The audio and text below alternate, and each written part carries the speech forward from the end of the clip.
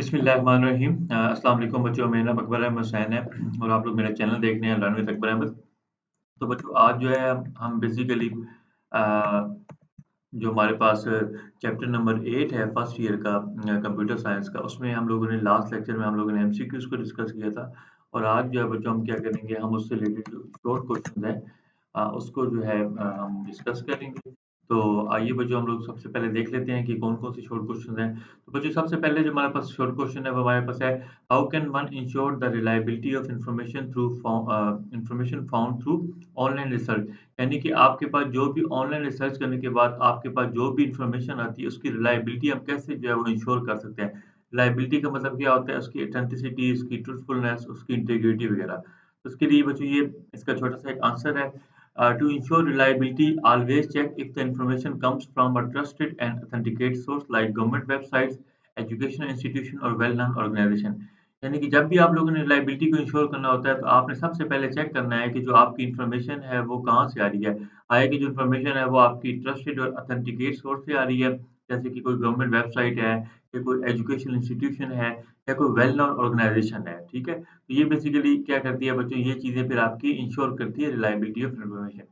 इसके अलावा क्या होता है, also compare information from multiple reliable sites before accepting it as true.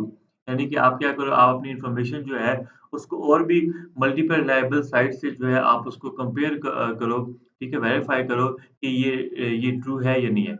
अब इसकी एग्जांपल क्या है बच्चों, if you are reading about internet security, यानी कि आप क्या कर रहे हैं बच्चों, एक इंटरनेट सिक्योरिटी के बारे में आप पढ़ रहे हो, तो आप क्या करो, आप प्रेफर सोर्सेज, तो आप सोर्सेज जो है ये एक रिलायबल सोर्स है, nwcs.edu.pk और who.ind instead of random blogs और सोशल मीडिया पोस्ट।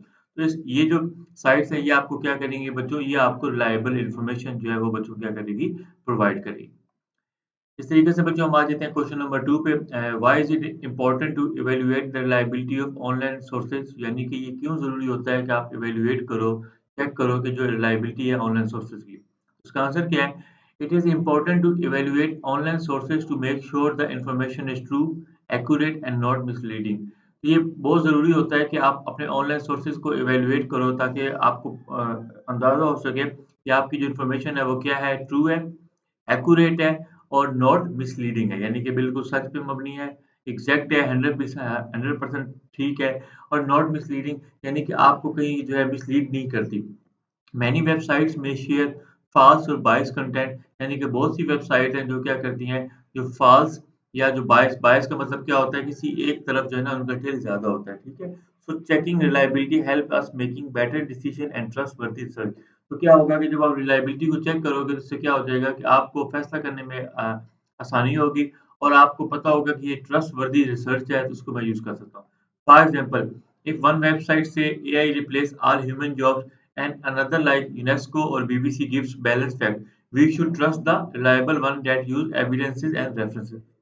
तो ज़ाहिर सी बात है यहाँ पे आप यूनेस्को को या बीबीसी को प्रेफर करेंगे क्योंकि ये क्या है बच्चों, ये हमेशा ऑथेंटिकेट सोर्स और इन्फॉर्मेशन प्रोवाइड करते हैं। क्वेश्चन नंबर 3 पे आ जाएंगे, why is it important to use specific keywords when searching for information online. यानी कि जब भी आप इंफॉर्मेशन को आप सर्च कर रहे हो तो आप को जो स्पेसिफिक कीवर्ड्स होते हैं उनको आपको क्यों यूज करना होता है, तो आप देख लेते हैं बच्चों। Using specific keywords help the search engine find exact and relevant information quickly. यानी कि जब आप कुछ स्पेसिफिक कीवर्ड्स के यूज करेंगे तो आपका जो सर्च इंजन है, जैसे कि आपका गूगल हो गया, याहू हो गया, मोजिला हो गया, वो आपको क्या करेगा, एग्जैक्ट और रेलेवेंट इंफॉर्मेशन जो है वो जल्दी आपको प्रोवाइड करेगा। It saves time and avoid unnecessary और अनरिलेटेड रिजल्ट। इससे क्या होगा, आपकी टाइम की बचत होगी और अननेसेसरी जो मतलब गैर जरूरी और अनरिलेटेड रिजल्ट जो है वो आपको क्या करेंगे, अवॉइड करेंगे। जैसे कि बच्चों, इंस्टेड ऑफ टाइपिंग कंप्यूटर, यानी कि आप कंप्यूटर को बजाय सर्च इंजन में लिखने के आप क्या लिखो, advantages of computer in education, you will get more accurate result related to your topic. ठीक हो गया। यानी कि अगर एक बच्चे ने कंप्यूटर लिखा है और एक बच्चे ने लिखा है advantages of computer in education, तो जाहिर बात है ये जो है ना ये एक स्पेसिफिक कीवर्ड्स है, इस पे जो है आपको और एक्यूरेट रिजल्ट मिलेगा।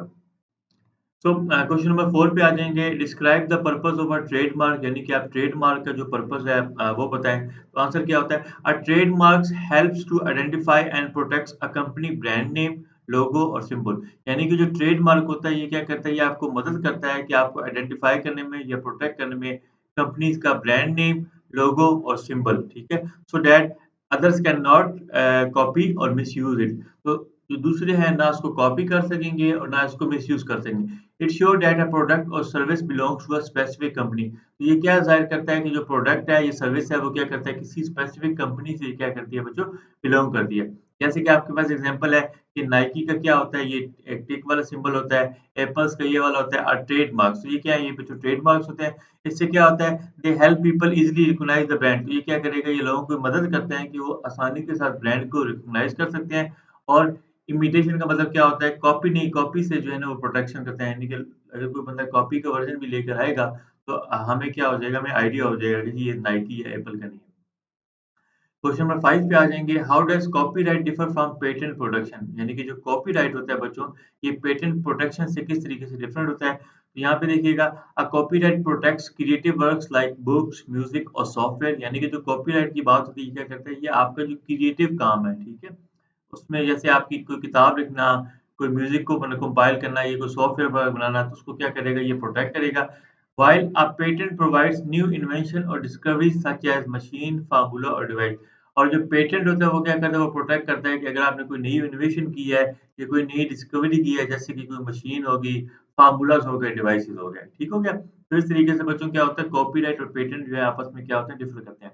For example, the Harry Potter book is protected by copyright. यानी कि हैरी पॉटर की जो बुक थी, वो क्या है, वो कॉपीराइट्स में आती है और जो invention of the light bulb है, वो क्या आता है बच्चों, वो पेटेंट में आता है। ठीक है बच्चों? तो ये बच्चों ओवरऑल हमारे पास जो थे फर्स्ट ईयर की जो कंप्यूटर की जो बुक है, न्यू बुक है, इसमें जो चैप्टर नंबर 8 है, उसके 5 शॉर्ट क्वेश्चंस थे।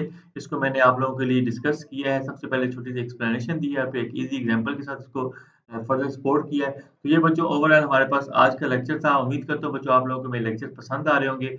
अगर आप लोगों को मेरे लेक्चर पसंद आ रहे हैं, तो काइंडली मेरे वीडियोज़ को लाइक भी करें, मेरे चैनल को सब्सक्राइब भी करें। इंशाअल्लाह ताला मिलते हैं आप लोगों के साथ नेक्स्ट टॉपिक में, जो कि क्या होगा, इस चैप्टर नंबर 8 की जो है सोल्व एक्सरसाइज लॉन्ग क्वेश्चन। ठीक है बच्चों? तो थैंक यू सो मच।